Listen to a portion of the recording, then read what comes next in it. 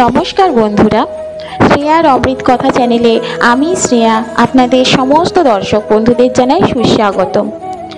আজকে আমি এখানে আলোচনা করব বাস্তুশাস্ত্র অনুসারে ঘরের কোন কোন স্থানে দৌড়ানো ঘোড়ার ছবি লাগাতে হয়। তাহলে চলুন আসল গল্পে ফেরা যাক।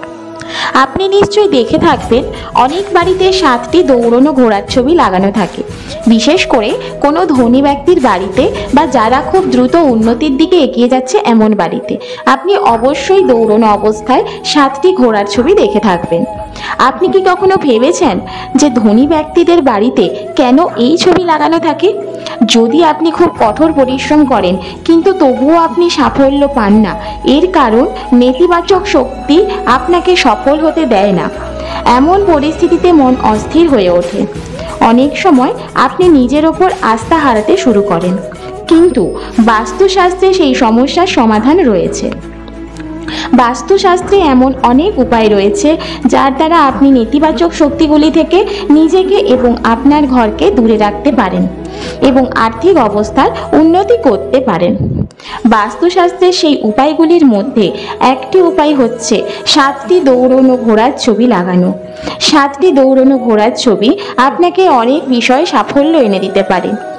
শাস্ত্র অনুসারে 7 নম্বরটিকে সার্বজনীন বা প্রাকৃতিক হিসেবে বিবেচনা করা হয়, যেমন সপ্তাহের 7 দিনের মতো রামধনুর 7টি রং, সপ্তর্ষি বিবাহের 7 ফেরা, সপ্তপদী 7 জন্ম ইত্যাদি।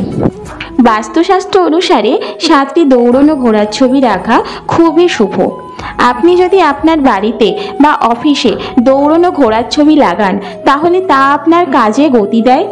দৌড়ানো ঘোড়ার সাফল্য, অগ্রগতি এবং শক্তির প্রতীক হিসেবে বিশেষ করে 7টি দৌড়ানো ঘোড়া ব্যবসায়িক অগ্রগতির সুযোগ হিসেবে বিবেচিত হয়। তবে বাস্তুশাস্ত্র অনুসারে এটি শুধুমাত্র সঠিক দিকে স্থাপন করা হলেই ভালো ফলাফল দেয়।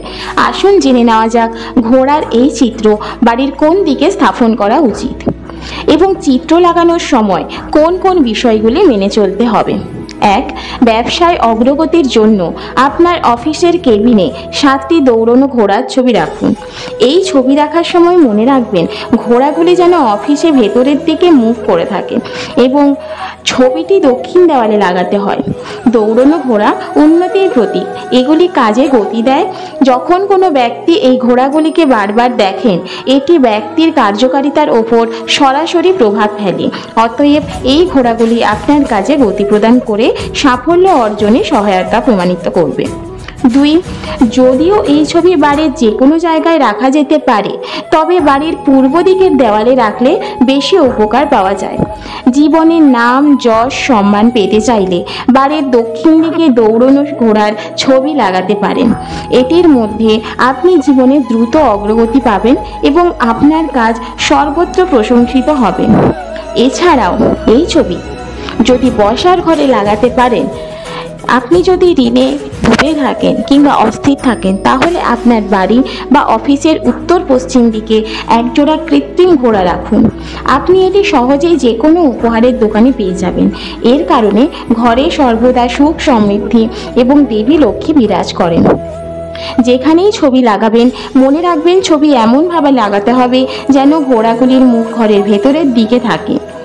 যদি আপনি 7টি ঘোড়ার রথে চড়ে সূর্য দেবতার একটি ছবি বাড়িতে রাখেন তবে তা খুবই শুভ।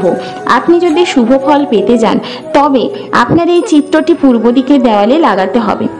এবারে দেখে নেওয়া যাক 7টি ঘোড়ার ছবি লাগানোর সময় কোন কোন বিষয় নজরে দিতে হবে। বাস্তু মতে 7টি ঘোড়া যদি বিভিন্ন দিকে দৌড়ে থাকে তাহলে এমন ছবি কখনোই ঘরে রাখবেন না। সবসময় একদিকে ছুটে চলা 7টি ঘোড়ার ছবি টাঙাবেন। 7টি ঘোড়ার চেয়ে কম বা বেশি হওয়া উচিত নয়, এতে বাস্তু দোষ হয়। ঘোড়ার এমন ছবি যাতে তাদের মুখ রাগান্বিত দেখায় তা একেবারেই ঘরে রাখা উচিত নয়। ঘোড়া যেন খুশির মেজাজে থাকে। এছাড়াও ঘোড়াগুলি যেন বাঁধা অবস্থায় না থাকে এমন ছবি কিন্তু কখনোই বাড়িতে রাখবেন না।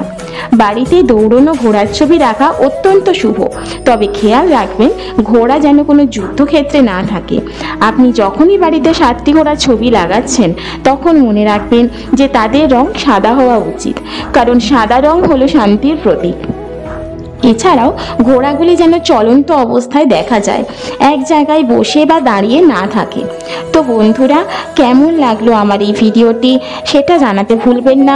ভিডিওটি ভালো লেগে থাকলে লাইক, কমেন্ট, শেয়ার এবং সাবস্ক্রাইব করে পাশে থাকার অনুরোধ থাকলো, এবং সাবস্ক্রাইব করার পর পাশে থাকা নোটিফিকেশন বেল আইকনটি প্রেস করার অনুরোধ থাকলো, যাতে আমি ভিডিও দিলে সেগুলি সর্বপ্রথম আপনাদের কাছেই পৌঁছে যায়। ভগবান সবার মঙ্গল করুক, আপনারা সবাই সুস্থ থাকুন এই কামনা নিয়ে আজকের ভিডিওটি এখানেই শেষ করছি। নমস্কার।